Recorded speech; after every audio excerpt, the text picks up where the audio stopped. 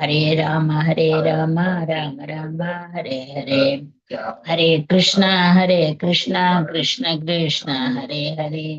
ഹരേ രാമ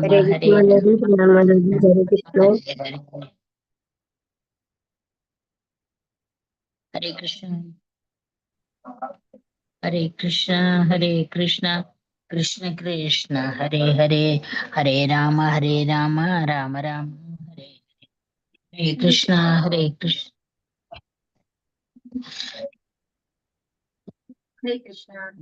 കൃഷ്ണ ഹരേ ഹരേ. പ്രണാമം മാതാജി. ഹരേ കൃഷ്ണ. പ്രണാമം മാതാജി. പ്രണാമം മാതാജി. പ്രണാമം. പ്രണാമം.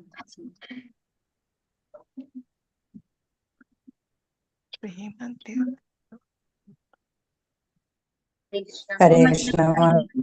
പ്രണാമം മാതാജി. നാനാർച്ചനശ്ലാഘയാ ചക്ഷുരുന്മീലിതം येन तस्मै श्रीगुरवे नमः. श्रीचैतन्यमनोभीष्टं स्थापितं येन भूतले स्वयं रूपकथामह्यं ददाति स्वपदान्तिकं वन्देऽहं श्रीगुरो श्रीयुतपदकमलं श्रीगुरुन् वैष्णवांश्च श्रीरूपं साग्रजातं सहगणरघुनाथान् तं सजीवं साद्वैतं सावधूतं परिजनसहितं कृष्णचैतन्यदेवं श्रीराधा कृष्णपादान् सहगणललिता श्रीविशाखान्वितांश्च नमो विष्णुपादाय कृष्णप्रेष्ठाय भूतले श्रीमते भक्तिवेदान्त स्वामिनिधि नामिने नमस्ते सारस्वते देवे गौरवाणी प्रचारिणे निर्विशेष शून्यवादी पाश्चात्य देशतारिणे पाञ्चाकल्पतरुभ्यश्च कृपा सिन्धुभ्यः च पतितानां पावनेभ्यो वैष्णवेभ्यो नमः। हे कृष्णा करुणा सिन्धो दीनबन्धो जगत्पते गोपीश गोपिका कान्त राधा कान्त नमोस्तुते तप्त काञ्चन गौरांगी राधे वृन्दावनेश्वरी वृषभानुसुते देवी प्रणमामि हरिप्रिये। जय श्री कृष्ण चैतन्य प्रभु नित्यानंद श्री अद्वैत गदाधर श्रीवासादि गौर भक्त वृंद। हरे कृष्ण कृष्ण कृष्ण हरे हरे. हरे राम राम राम हरे हरे. ഹരേ കൃഷ്ണ. ശിഷ്ണാഥ ഗോവിന്ദ് ബാംഗ്ലൂരിന്റെ ഷോർട്ട് ഭാഗവതം ക്ലാസ്സിലേക്ക് എല്ലാ ഭക്തന്മാർക്കും സ്വാഗതം. എല്ലാവർക്കും പ്രണാമം. ഓം നമോ ഭഗവതേ വാസുദേവായ. ഓം നമോ ഭഗവതേ വാസുദേവായ. ഓം നമോ ഭഗവതേ വാസുദേവായ. നിഗമകൽപതരോർഗളിതം ഫലം ശുഖമുഖാദമൃതദ്രവ സംയുതം പിബത ഭാഗവതം രസമാലയം മുഹുരഹോ രസികാ ഭുവി ഭാവുകാഃ. നാരായണം നമസ്കൃത്യ നരം ചൈവ നരോത്തമം ദേവീം സരസ്വതീം വ്യാസം തതോ ജയമുദീരയേത്. നഷ്ടപ്രായേഷു ഭദ്രേഷു നിത്യം ഭാഗവത സേവയാ ഭഗവതി ഉത്തമ ശ്ലോകേ ഭക്തിർഭവതി നൈഷ്ഠികീം. കൃഷ്ണായ വാസുദേവായ ദേവകീ നന്ദനായ ച നന്ദഗോപകുമാരായ ഗോവിന്ദായ നമോ നമഃ. മദേകബന്ധോ മത്സംഗിൻ മത്പുരോ മന്മഹാദന മന്നിഷ്ടാരക മദ്ഭാഗ്യമദാനന്ദ നമോസ്തുതേ. ഗ്രന്ഥ ശ്രീമദ് ഭാഗവതം കി ജയ. ശ്രീ പ്രഭുപാദ് കി ജയ. ശ്രീമദ് ഭാഗവതം സ്കന്ധം 1 അധ്യായം 12 പരീക്ഷിത് മഹാരാജാവിന്റെ ചരിത്രം. ശ്ലോകം 9. ഓം നമോ ഭഗവതേ വാസുദേവായ. ശ്രീമദ്ദീർഘചതുർബാഹും തപ്തകാഞ്ചന കുണ്ഡലം ശതജാക്ഷം ഗദാപാണിം സർവതോദിശം പരിഭ്രമന്തമുൽകാഭാമയന്തം ഗതാമുഹുഃ. ഹരേ കൃഷ്ണ. എല്ലാവർക്കും ചൊല്ലാം. ഓം നമോ ഭഗവതേ വാസുദേവായ. നമോ ഭഗവതേ വാസുദേവായ. ശ്രീമദീർഘചതുർബാഹും തപ്തകാഞ്ചന കുണ്ഡലം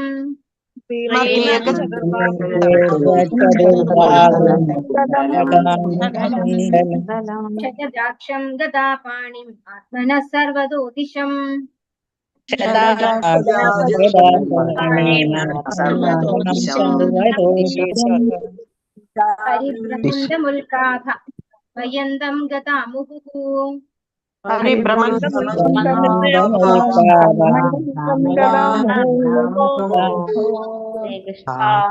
ഹരേ കൃഷ്ണ. ശ്രീമദ് ഐശ്വര്യ സമ്പന്നമായ സുദീർഘമായ ചതുർബാഹു തപ്തകാഞ്ചന ഉരുക്കിയ കാഞ്ചനം കുണ്ഡലങ്ങൾ ശതജ അക്ഷം രക്തവർണ്ണമാർന്ന നേത്രങ്ങളോടെ ഗദാപാണി കരങ്ങളിൽ ഗദയേന്തി ആത്മനഃ സ്വന്തം സർവതഃ എല്ലാ ദിശ ചുറ്റിലും പരിഭ്രമന്തം ചുറ്റിത്തിരിയുന്ന ഉൽക്ക പോലെ ഭ്രാമയന്തം വലയം ചെയ്യുന്ന ഗദ മുഹുഹു നിരന്തരമായി വർദ്ധനം ഭക്തി വേദാന്ത സ്വാമി പ്രഭുപാദ് കി ജയ്. ഭഗവാൻ ചതുർബാഹുക്കളാലും സപ്ത കാഞ്ചന കുണ്ടലങ്ങളാലും ഉഗ്രകോപത്താൽ രക്തവർണ്ണം പൂണ്ട കണ്ണുകളാലും സമ്പന്നമായിരുന്നു.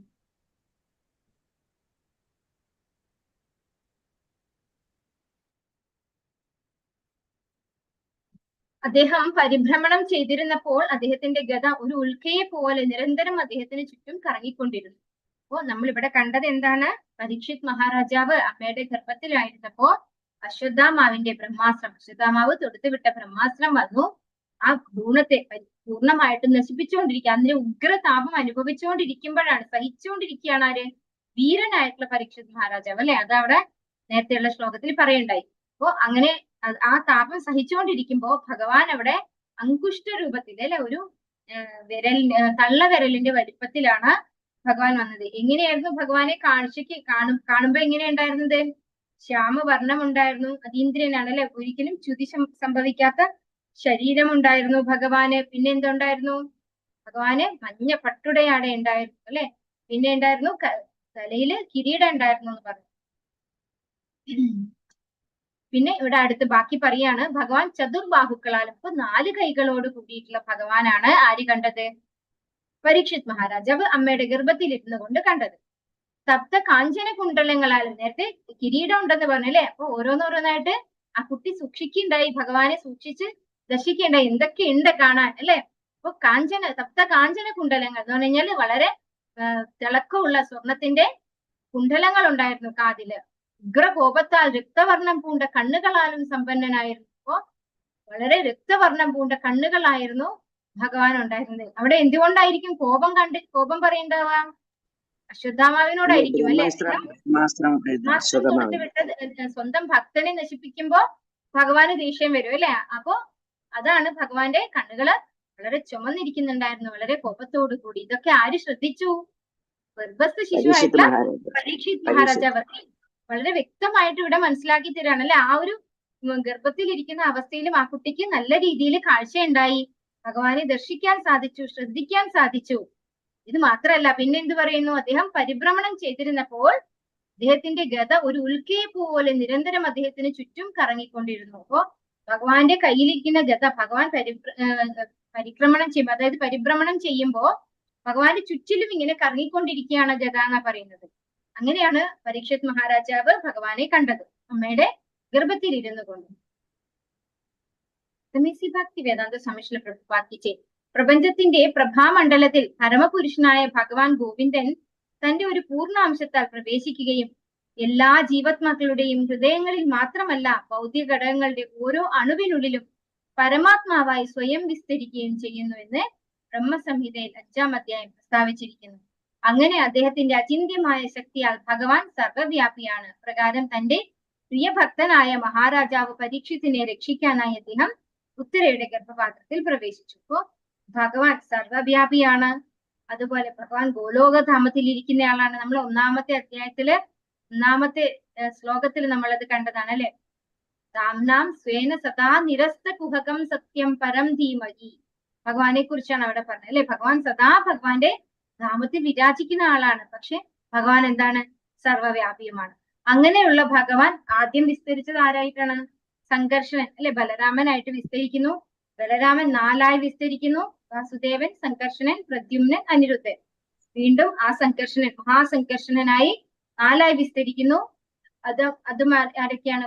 വാസുദേവൻ, സംഘർഷണൻ, അനിരുദ്ധൻ, പ്രദ്യുമ്നൻ. ആ സംഘർഷണനിൽ നിന്ന്, മഹാസംഘർഷണനിൽ നിന്ന് പുരുഷാവതാരങ്ങൾ വരുന്നു അല്ലെ. ഏതൊക്കെയാണ് പുരുഷാവതാരങ്ങൾ? കാരണോദകശായി വിഷ്ണു, ഗർഭോദകശായി വിഷ്ണു, ക്ഷീരോദകശായി വിഷ്ണു. ഈ കാരണോദകശായി വിഷ്ണു എന്താ ചെയ്യണേ? അവിടെ കാരണോദക ഉഷ്യനിലെ ശയിക്കുകയാണ് ചെയ്യുന്നത് അല്ലെ. അദ്ദേഹത്തിന്റെ രോമകൂപങ്ങളിൽ നിന്നാണ് അനന്ത കോടി ബ്രഹ്മാണ്ടങ്ങൾ വരുന്നത്. അതിൽ ഒരു ബ്രഹ്മാണ്ടത്തിലാണ് നമ്മൾ ഇരിക്കുന്നത് അല്ലെ. അനന്ത കോടി ബ്രഹ്മാണ്ടങ്ങളുണ്ട്, അതിൽ ഒരു ബ്രഹ്മാണ്ടത്തിലാണ് നമ്മളുള്ളത്. ആ ഒരു ബ്രഹ്മാണ്ടത്തിൽ അദ്ദേഹം എന്ത് ചെയ്യുന്നു? ഗർഭോദകശായിയായി ആ ഓരോ ബ്രഹ്മാണ്ടത്തിനകത്തും പ്രവേശിക്കുന്നു. അപ്പൊ ഗർഭോദകശായി വിഷ്ണുവിന്റെ നാഭീപത്മത്തിൽ നിന്ന് ആര് വരുന്നു? ബ്രഹ്മാവ് വരുന്നു അല്ലെ. ഈ ബ്രഹ്മാവ് സെക്കൻഡറി ക്രിയേഷൻ, അതായത് ഭഗവാൻ ക്രിയേറ്റ് ചെയ്ത ആളുകളെ മാത്രമേ ബ്രഹ്മാവിന് ക്രിയേറ്റ് ചെയ്യാൻ പറ്റുള്ളൂ. അപ്പോ സെക്കൻഡറി ക്രിയേഷൻ ആണ് ബ്രഹ്മാവ് ചെയ്യുന്നത്. ആ ബ്രഹ്മാവ് ചെയ്യുന്ന ഓരോ ക്രിയേഷന്റെ ഉള്ളിലും ഭഗവാൻ ആരായിട്ട് കയറിയിരിക്കുന്നു? പരമാത്മാവായിട്ട് അല്ലെ. ശിരോദകശായി വിഷ്ണുവാണ് എല്ലാവരുടെ ഉള്ളിലും പരമാത്മാവായിട്ട് ഇരിക്കുന്നു. അതാണ് ഇവിടെ പറയുന്നത്. പ്രപഞ്ചത്തിന്റെ പ്രഭാമണ്ഡലത്തിൽ പരമപുരുഷനായ ഭഗവാൻ ഗോവിന്ദൻ തന്റെ ഒരു പൂർണ്ണ അംശത്താൽ പ്രവേശിക്കുകയും, ഭഗവാന്റെ പൂർണ്ണ അംശം തന്നെയാണ് എല്ലാം അല്ലെ.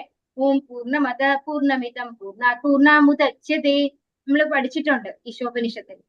എല്ലാ ജീവാത്മാക്കളുടെയും ഹൃദയങ്ങളിൽ മാത്രമല്ല, ഭൗതിക ഘടകങ്ങളുടെ ഓരോ അണുവിനുള്ളിലും പരമാത്മാവായി സ്വയം വിസ്തരിക്കുന്നു. അപ്പൊ ഓരോ ജീവന്റെ കണികയുടെ ഉള്ളിലും ഭഗവാൻ പരമാത്മാവായിട്ട് ഉണ്ട്. അത് വളരെ ചെറിയ ഒരു ജീവിയല്ലേ, അതിനുള്ളിൽ എങ്ങനെയാണ് ഭഗവാൻ പരമാത്മാവായിട്ടിരിക്കുക? അതിലും ചെറുതായിട്ട്. അതാണ് ഭഗവാൻ അണുവായിട്ടും വിഭുവായിട്ടും രണ്ടു തരത്തിലും ഭഗവാന് വരാൻ പറ്റുമെന്ന് ഭഗവത്ഗീതയിൽ പറയുന്നുണ്ട് അല്ലെ. ഭഗവാൻ ഏറ്റവും വലുതിനേക്കാൾ വലുതും ഏറ്റവും ചെറുതിനേക്കാൾ ചെറുതുമാണ് ഭഗവാൻ. അപ്പൊ എല്ലാറ്റിന്റെ ഉള്ളിലും പ്രവേശിക്കാൻ ഭഗവാന് സാധിക്കും. അങ്ങനെ അദ്ദേഹത്തിന്റെ അചിന്ത്യമായ ശക്തിയാൽ ഭഗവാൻ സർവ്വവ്യാപിയാണ്. അപ്പൊ ഭഗവാൻ സർവ്വവ്യാപിയാണെന്നാണ് ഇവിടെ പറഞ്ഞു വെക്കുന്നത്. അപ്രകാരം തന്റെ പ്രിയഭക്തനായ മഹാരാജാവ് പരീക്ഷത്തിനെ രക്ഷിക്കാനായി അദ്ദേഹം ഉത്തരയുടെ ഗർഭത്തിൽ പ്രവേശിച്ചു. ഭഗവത്ഗീത 9:31 തന്റെ ഭക്തർക്ക് ഒരിക്കലും നാശനം സംഭവിക്കുകയില്ല എന്ന് ഭഗവാൻ എല്ലാവർക്കും ഉറപ്പു നൽകുന്നു. അവിടെ പറയുന്നുണ്ട്, അർജുന പ്രതിജാനീഹി നമേ ഭക്ത പ്രണശ്യതി അല്ലെ. ഭഗവാന്റെ ഭക്തന്മാർക്ക് ഒരിക്കലും നാശം ഉണ്ടാവില്ല എന്ന് ഭഗവാൻ അർജുനനോട് പ്രഖ്യാപിക്കാൻ പറയുന്നത്. കാരണം ഭഗവാൻ ചിലപ്പോൾ പ്രഖ്യാപിച്ചാൽ ഭഗവാൻ അത് മാറ്റം വരുത്തും. പക്ഷെ ഭക്തന്മാര് പറഞ്ഞാൽ ഭഗവാൻ ഒരു മാറ്റവും വരുത്തില്ല. ഭഗവാനാൽ സംരക്ഷിക്കപ്പെടുകയാൽ ആർക്കും ഭഗവത് ഭക്തനെ വധിക്കുവാൻ കഴിയുകയില്ല. മാത്രവുമല്ല, ഭഗവാൻ ഹനിക്കുവാൻ ആഗ്രഹിക്കുന്ന ഒരുവനെ ആർക്കും തന്നെ രക്ഷിക്കുവാനും സാധ്യമല്ല. അപ്പോ ഞാൻ കേട്ടിട്ടുണ്ട്, രാഖി കൃഷ്ണ മാരേക്കോൻ, മാരേ കൃഷ്ണ രാഖേക്കോൻ. അതായത് ഭഗവാൻ ഒരാളെ രക്ഷിക്കാൻ തീരുമാനിച്ചാൽ ആ വ്യക്തി ആർക്ക് കൊല്ലാൻ സാധിക്കും? ഭഗവാൻ ഒരാളെ കൊല്ലാൻ തീരുമാനിച്ചാൽ ആ വ്യക്തിയെ ആർക്കാണ് സംരക്ഷിക്കാൻ സാധിക്കുക അല്ലെ. അപ്പൊ ഭഗവാനാണ് എല്ലാവരും സംരക്ഷിക്കപ്പെടുന്നത്. മാത്രവുമല്ല, ഭഗവാൻ ഹനിക്കുവാൻ ആഗ്രഹിക്കുന്ന ഒരുവനെ ആർക്കും തന്നെ രക്ഷിക്കുവാനും സാധ്യമല്ല. ഭഗവാൻ സർവശക്തനാകുന്നു. ആകയാൽ അദ്ദേഹം ആഗ്രഹിക്കുന്നത് പോലെ ആരെയും രക്ഷിക്കുവാനും വധിക്കുവാനും അദ്ദേഹത്തിന് കഴിയും. മാതൃഗർഭത്തിനുള്ളിലെ ആ വിഷമ അവസ്ഥയിൽ പോലും തന്റെ ഭക്തനായ പരീക്ഷിത് മഹാരാജാവിനെ ദർശിക്കാൻ അനുരൂപമായ ആകൃതിയിൽ ഭഗവാൻ അദ്ദേഹത്തിന് ദൃശ്യനായി ഭവിച്ചു. ഭഗവാൻ ഒരേ സമയം ആയിരക്കണക്കിന് പ്രപഞ്ചങ്ങളെക്കാൾ വലുതാകാനും അണുവിനേക്കാൾ ചെറുതാകാനും കഴിയും. കൃപാലുവായ അദ്ദേഹം പരിമിതരായ ജീവാത്മാക്കളുടെ ദൃഷ്ടിക്ക് അനുയോജ്യമായ വിധത്തിൽ പ്രത്യക്ഷനാകുന്നു. അദ്ദേഹം അപരിമിതനാകുന്നു. അതായത് നമ്മുടെ കണക്കുകൂട്ടലിലുള്ള ഒരു അളവുകളാലും പരിമിതനല്ല അദ്ദേഹം. നമുക്ക് ഒരിക്കലും ഭഗവാനെ അളക്കാൻ സാധിക്കില്ല. ഭഗവാന്റെ ഭക്തന്മാർക്ക് സംരക്ഷിക്കാൻ തീരുമാനിച്ചു കഴിഞ്ഞാൽ ഭഗവാൻ എങ്ങനെയും പോയി രക്ഷിക്കും അല്ലെ. അഭിമന്യുവിനെ ചക്രവ്യൂഹത്തിന്റെ നടുവിൽ വിട്ടത് ഭഗവാനാണ്. അവിടെ ഭഗവാൻ അഭിമന്യുവിനെ സംരക്ഷിക്കാൻ തീരുമാനിച്ചിട്ടില്ല. അതുകൊണ്ടാണ് അഭിമന്യു കൊല്ലപ്പെട്ടത്. പക്ഷെ ഇവിടെ അഭിമന്യുവിന്റെ മകനായിട്ടുള്ള പരീക്ഷിത് മഹാരാജാവിനെ ഗർഭത്തിൽ തന്നെ അശ്വത്ഥാമാവ് ബ്രഹ്മാസ്ത്രം ഉപയോഗിച്ച് വധിക്കാൻ തീരുമാനിച്ചപ്പോ ഭഗവാൻ ആ ഗർഭത്തിനകത്ത് അങ്കുഷ്ട രൂപത്തിൽ പ്രവേശിച്ച് അവിടെ നിന്നുകൊണ്ട് പരീക്ഷിത് മഹാരാജാവിനെ പ്രൊട്ടക്ട് ചെയ്യുകയും ചെയ്തു. അപ്പൊ ഭഗവാന്റെ നിശ്ചയില്ലാതെ ഒരു എല്ല പോലും അനങ്ങില്ല അല്ലെ. അത് നമുക്ക് മനസ്സിലാക്കാം. ഭഗവാന്റെ ഭക്തി ചെയ്തു കഴിഞ്ഞാൽ ആ വ്യക്തി അർഹിക്കുന്നുണ്ടെങ്കിൽ ആ വ്യക്തിയെ രക്ഷിക്കും. ഇനി അഥവാ ആ വ്യക്തിക്ക് ആ ശരീരത്തിൽ രക്ഷ കിട്ടിയില്ലെങ്കിൽ ഉറപ്പായിട്ടും ആ വ്യക്തി എവിടെ പോകും? ഭഗവാന്റെ സംരക്ഷണമല്ല. ഭഗവാന്റെ ഭക്തനായിട്ടുള്ള ആ വ്യക്തിക്ക് എന്താണ്? ഭൗതിക ശരീരം പോയി കഴിഞ്ഞാൽ എന്താ കിട്ടുക? ആധ്യാത്മിക ശരീരം കിട്ടി ഭഗവാന്റെ ധാമത്തിലേക്ക് തിരിച്ചു പോകാനും സാധിക്കും അല്ലെ. അപ്പൊ ഏത് വിധത്തിലായാലും ഭഗവാൻ സംരക്ഷിക്കുക തന്നെയാണ് ചെയ്യുന്നത്. നമ്മുടെ ചിന്തകൾക്ക് നമ്മുടെ അളവുകോലുകൾ കൊണ്ട് അളക്കാൻ സാധിക്കുന്ന ഒരു വ്യക്തിയല്ല ഭഗവാൻ എന്ന് പറയുന്നത്. നമ്മുടെ ചിന്തയ്ക്കും അതീതമായി ബൃഹത്തായി തീരുവാനും നമുക്ക് സങ്കല്പിക്കാൻ കഴിയുന്നതിനേക്കാൾ ചെറുതാകുവാനും ഭഗവാന് കഴിയും. എന്നാൽ എല്ലാ സാഹചര്യങ്ങളിലും അദ്ദേഹം അതേ സർവശക്തനായ ഭഗവാനാകുന്നു. ഭഗവാൻ ചെറിയ അങ്കുഷ്ട രൂപത്തിലാണെന്ന് കരുതി ഭഗവാൻ ആ പരിപൂർണ ശക്തി ഇല്ല എന്ന് വെക്കോ? ഇല്ല. ഭഗവാൻ എന്ന് പറഞ്ഞു കഴിഞ്ഞാൽ ഭഗവാൻ തന്നെയാണ്, പരിപൂർണനായിട്ടുള്ള ഭഗവാൻ തന്നെയാണ്. ഏത് സ്മോൾ സൈസിൽ വന്നാലും ഭഗവാൻ ഒരിക്കലും വലിയ ഭഗവാനാണെങ്കിൽ ഒരുപാട് കഴിവുകളുണ്ട്, കുഞ്ഞു ഭഗവാനാണെങ്കിൽ കുറച്ച് കഴിവുകളുള്ളൂ, അങ്ങനെയല്ല. ഭഗവാന്റെ കാര്യത്തില് ഭഗവാന്റെ എല്ലാ അവതാരത്തിലും അല്ലെങ്കിൽ ഭഗവാന്റെ എല്ലാ രൂപങ്ങളിലും ഭഗവാന് കൃത്യമായിട്ട് പരിപൂർണ ശക്തിയുണ്ട്. എവിടെയും ഒന്നും കുറഞ്ഞു പോകുന്നില്ല. ഉത്തരയുടെ ഗർഭപാത്രത്തിലെ അങ്കുഷ്ടതുല്യനായ വിഷ്ണുവിനും വൈകുണ്ഠധാമത്തിലെ പൂർണ്ണ രൂപത്തിലുള്ള നാരായണനും തമ്മിൽ യാതൊരു അന്തരവുമില്ല. അതാണ് ഇവിടെ പറയുന്നത്. അപ്പോ ഒരു ചെറിയ അങ്കുഷ്ട രൂപത്തിലാണെങ്കിലും വൈകുണ്ഠ ധാമത്തിലുള്ള പരിപൂർണനായിട്ടുള്ള മഹാവിഷ്ണു അല്ലെ നാരായണൻ, ആ നാരായണനും ഒരേ ശക്തി, ഒരു വ്യത്യാസവും ഇല്ല എന്നാണ് പറയുന്നത്. അശക്തരായ തന്റെ വിഭിന്ന ഭക്തരിൽ നിന്നും സേവനം സ്വീകരിക്കുന്നതിനായി മാത്രം അദ്ദേഹം ആർച്ചാവിഗ്രഹം ആരാധനാമൂർത്തി രൂപം കൈക്കൊള്ളുന്നു. ഭൗതിക ഇന്ദ്രിയങ്ങളാൽ ഭഗവാനെ ഗ്രഹിക്കാൻ സാധ്യമല്ലെങ്കിലും ഭൗതിക ഘടകങ്ങളാൽ നിർമ്മിതമായ ഭഗവത് രൂപമായ ആർച്ചാവിഗ്രഹത്തിന്റെ കൃപയാൽ ഭൗതിക ലോകത്തിലെ ഭക്തർക്ക് അദ്ദേഹത്തെ അനായാസേന സമീപിക്കാൻ കഴിയുന്നു. അപ്പോ നമ്മളെ പോലെയുള്ള സാധാരണ വ്യക്തികൾ അല്ലെ, അശക്തരായ തന്റെ വിഭിന്ന ഭക്തരിൽ നിന്ന്, നമ്മളെ പോലെയുള്ള സാധാരണക്കാർ, നമ്മളൊക്കെ എന്താണ്, അശക്തരാണ് അല്ലെ, അങ്ങനെയുള്ള ആളുകൾക്ക് ഭഗവാനെ സേവനം ചെയ്യാനായിട്ട് ഭഗവാൻ ആർച്ചാവിഗ്രഹ രൂപത്തിൽ നമ്മുടെ മുന്നിൽ അവതരിക്കുന്നു എന്നാണ് പറയുന്നത്. നമ്മുടെ സേവനങ്ങള് സ്വീകരിക്കുന്നു. നമ്മൾ ആർച്ചാവിഗ്രഹം ഉണ്ടാക്കിയിട്ടുള്ളത് ഭൗതികമായ മൂലകങ്ങൾ കൊണ്ടാണെങ്കിലും അതിൽ ഭഗവാൻ വന്നു കഴിഞ്ഞാൽ അതെന്താണ്, അത് അഭൗതികമായി മാറാണ് അല്ലെ. ഭഗവാൻ എന്ന് പറയുന്നത് സത്ത് ചിത്ത് ആനന്ദമാണ്, സച്ചിദാനന്ദ വിഗ്രഹമാണ്. ഭഗവാന്റെ കൃപയാലാണ് ഭഗവാൻ നമ്മുടെ മുന്നിൽ ആർച്ചാവിഗ്രഹത്തിന്റെ രൂപത്തിൽ അവതരിക്കുന്നത്. ആകയാൽ ആർച്ചാവിഗ്രഹം എന്നത് ഭൗതിക ഭക്തന്മാർക്ക് ദർശിക്കുവാനുള്ള ഭഗവാന്റെ പൂർണ്ണ ആത്മീയ രൂപമാകുന്നു. അപ്പം ഭൗതികതയിൽ മുഴുകി ജീവിക്കുന്ന നമ്മളെ പോലെയുള്ള സാധാരണ മനുഷ്യർക്ക് ഭഗവാന്റെ പരിപൂർണമായിട്ടുള്ള ആത്മീയ രൂപത്തെ കാണാൻ ഉള്ള ഒരു കണ്ണില്ല അല്ലെ, വിഷൻ ഇല്ല. ഭഗവാൻ അർജുനോട് എന്താ പറഞ്ഞത്, ദദാമി ദിവ്യ ചക്ഷുസ് അല്ലെ, ദിവ്യ ചക്ഷുസ് തരുന്നു ഞാൻ എന്ന് പറയണ്ടായി.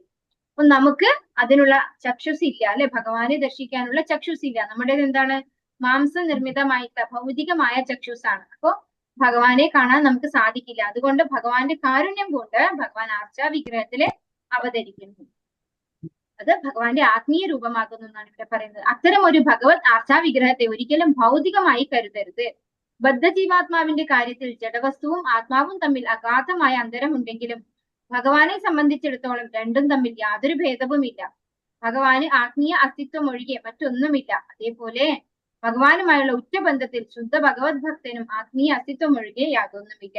അപ്പൊ ഭഗവാന്റെ ആർച്ചാവിഗ്രഹം അത് ഭൗതികമായിട്ടുള്ള ഒരു വസ്തു കൊണ്ട് ഉണ്ടാക്കിയതല്ലേ, അതുകൊണ്ട് അത് ഭൗതികമാണെന്ന് ചിന്തിക്കുന്നത് തെറ്റാണ്. അത് സ്വയം ഭഗവാൻ തന്നെയാണ്. നമ്മളെ പോലെയുള്ള സാധാരണ ആളുകൾക്ക് കണ്ടാലേ നമ്മൾ ഭഗവാനെ വിശ്വസിക്കുള്ളൂ അല്ലെ, ആരാധിക്കുള്ളൂ. അതിനു വേണ്ടിയിട്ട് ഭഗവാൻ അങ്ങനെ ഒരു രൂപത്തിൽ നമ്മുടെ മുന്നിൽ വരികയാണ് നമ്മുടെ സേവനം സ്വീകരിക്കാനായിട്ട്.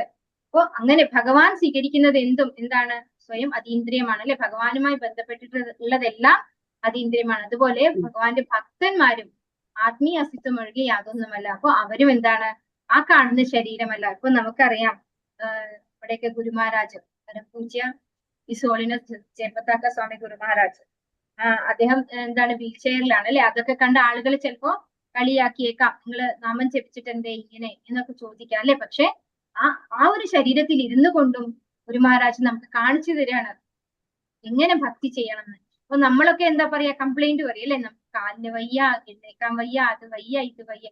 ഏത് സിറ്റുവേഷനിലും ഭഗവാന്റെ ഭക്തിയുടെ സേവനം ചെയ്യാൻ ഒരു തടസ്സമല്ല എന്ന് നമുക്ക് കാണിച്ചു തരുന്നു ഗുരു മഹാരാജ് അല്ലെ. ഓം നമോ ഭഗവതേ വാസുദേവായ. അസ്ത്ര തേജസ്വഗതയാ നിഹാരമിവ ഗോപതിഃ. അസ്ത്ര തേജസ്വഗതയാ നിഹാരമിവ ഗോപതിഃ. വിതമന്ദം സന്നികർഷേ പരീക്ഷതക ഇത്യസൗ. ഹരേ കൃഷ്ണ. എല്ലാവർക്കും ചൊല്ലാം. ഓം നമോ ഭഗവതേ വാസുദേവായ.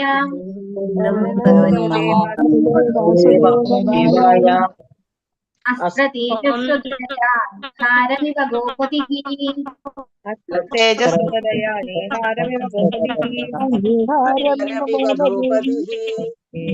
മന്ദം സന്നികർഷേ പര്യക്ഷതക ഇത്യസൗ.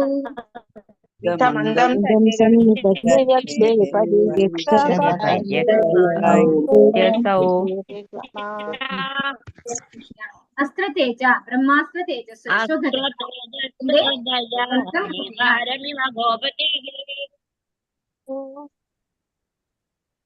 നീഹാരം മഞ്ഞുതുള്ളികൾ ഇവ പോലെ ഗോപതിഹി സൂര്യൻ വിതമന്തം ഇല്ലാതാക്കുന്ന പ്രവൃത്തി സന്നികർഷെ തൊട്ടടുത്ത് പര്യക്ഷത വീക്ഷിച്ച് ആര് ഇതി അസൗ ഈ ശരീരം. വർത്തനം ഭാവാർത്ഥം ഇസി ഭക്തി വേദാന്ത സ്വാമി ശ്രീല പ്രഭുപാദ് കി ജയ്. അപ്രകാരം സൂര്യൻ ഒരു മഞ്ഞുതുള്ളിയെ ബാഷ്പീകരിക്കുന്ന പോലെ ബ്രഹ്മാസ്ത്ര തേജസ്സിനെ ഇല്ലാതാക്കുന്നതിൽ ഭഗവാൻ ഏർപ്പെട്ടിരിക്കുകയായിരുന്നു. അദ്ദേഹത്തെ നിരീക്ഷിച്ച ശിശു അദ്ദേഹം ആരാണെന്ന് പരിചിന്തനം ചെയ്തു. അപ്പോ ഭഗവാൻ ഉത്തരയുടെ ഗർഭത്തിൽ കയറിയിട്ട് എന്താ ചെയ്തത്?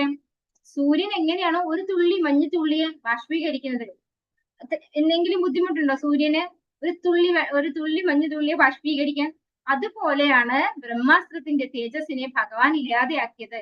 അപ്പൊ ആ പ്രവൃത്തിയിൽ ഭഗവാൻ ഏർപ്പെട്ടുകൊണ്ടിരിക്കുമ്പോ നമ്മുടെ കുട്ടി ശിശു അല്ലെ, കുഞ്ഞ് പരീക്ഷിച്ച് എന്താ ചെയ്യുന്നത്? ഭഗവാനെ നിരീക്ഷിച്ചുകൊണ്ടിരിക്കുകയാണ് അല്ലെ. ഭഗവാനെ നിരീക്ഷിച്ച് അദ്ദേഹം ആരാണ് എന്ന് പരിചിന്തനം ചെയ്തിട്ട് ആരാണ് എന്നെ രക്ഷിക്കാൻ വന്നിട്ടുള്ളത് എന്നിങ്ങനെ ചിന്തിക്കുകയായിരുന്നു പരീക്ഷിത് മഹാരാജാവ്. നമോ ഭഗവതേ വാസുദേവായ വിധൂയ തദമേയാത്മാ ഭഗവാൻ ധർമ്മഗുപ്തിഭുഃ മിഷദോ ദശമാസസ്യ തത്രൈവാന്തർദതേ ഹരിഃ. എല്ലാവർക്കും ചൊല്ലാം. ഓം നമോ ഭഗവതേ വാസുദേവായ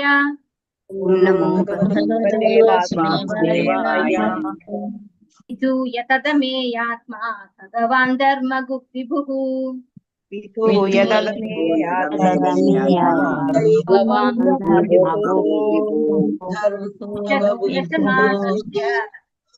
വിശദോ ദശമാസസ്യ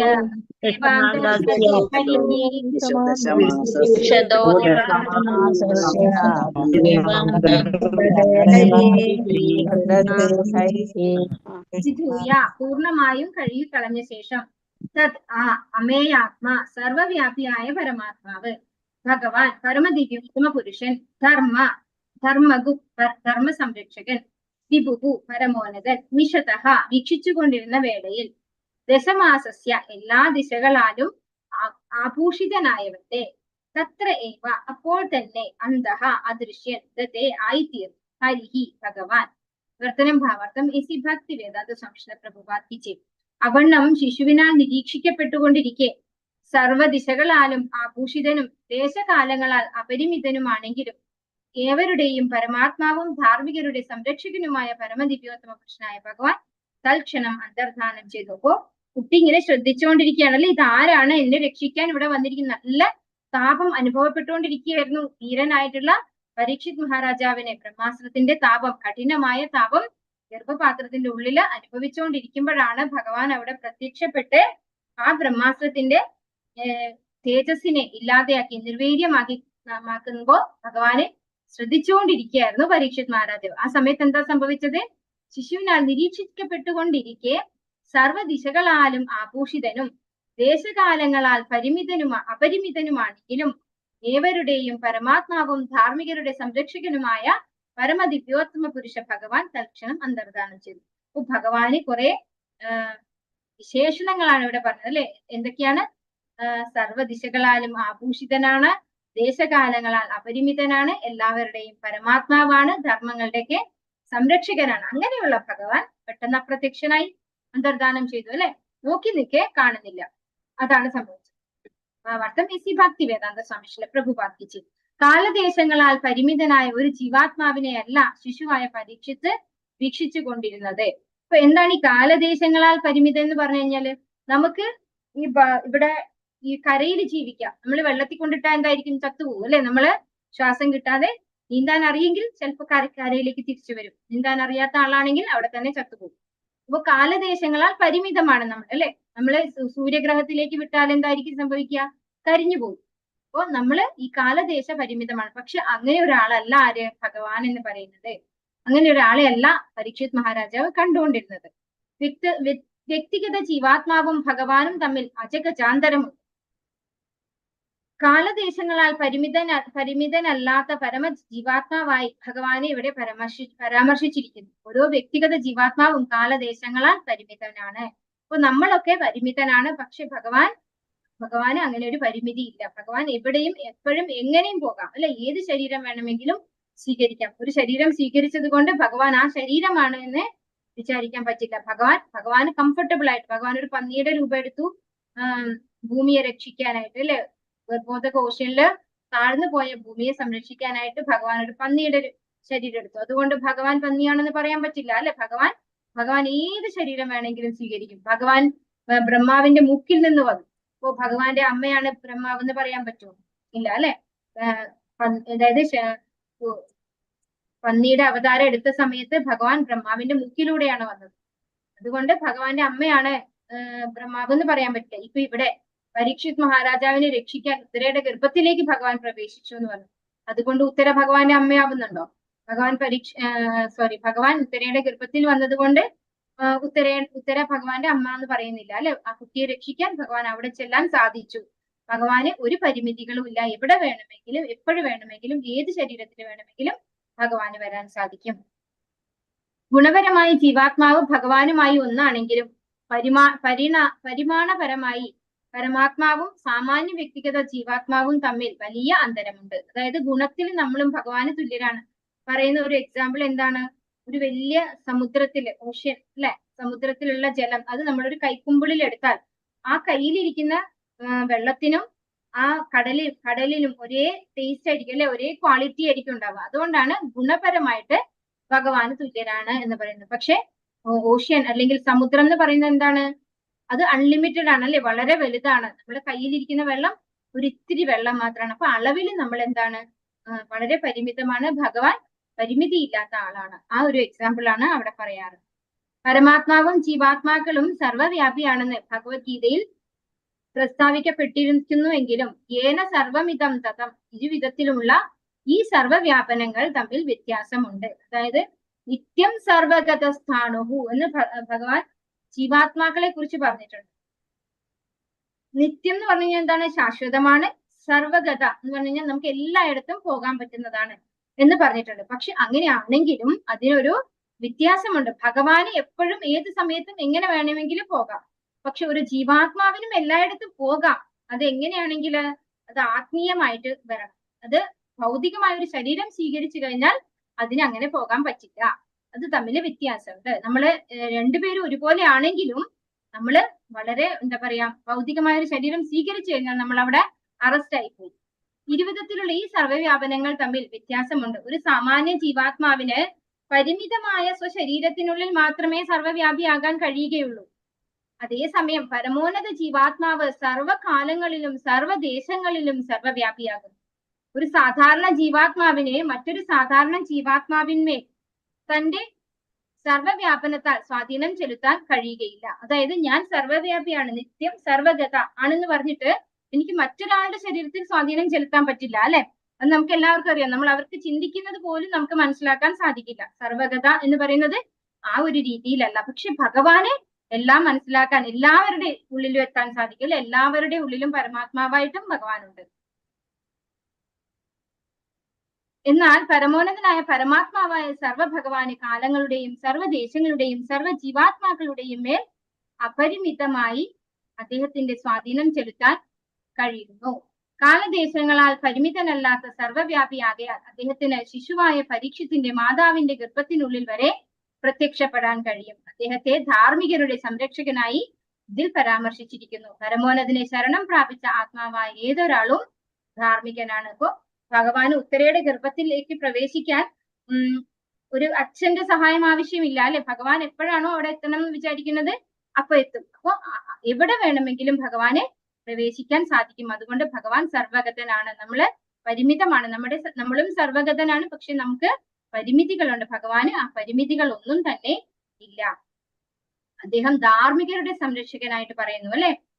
ഭഗവാനെ ശരണം പ്രാപിച്ച ഏതൊരാളും ധാർമ്മികനാണെന്നാണ് പറയുന്നത്. അതായത് ഭഗവാൻ ധാർമ്മികനാണ്. ഭഗവാനെ ശരണം പ്രാപിക്കുന്നവരും ധാർമ്മികരായി മാറുന്നു. അവൻ എല്ലാ പരിതസ്ഥിതിയിലും ഭഗവാനാൽ പ്രത്യേകമായി സംരക്ഷിക്കപ്പെടുന്നു. അപ്പൊ ഭഗവാനെ ഒരു പ്രാവശ്യം ആശ്രയിച്ചു കഴിഞ്ഞാൽ ആ വ്യക്തിയുടെ സംരക്ഷണം ഭഗവാൻ അങ്ങ് ഏറ്റെടുക്കുകയാണ് ചെയ്യുന്നത്.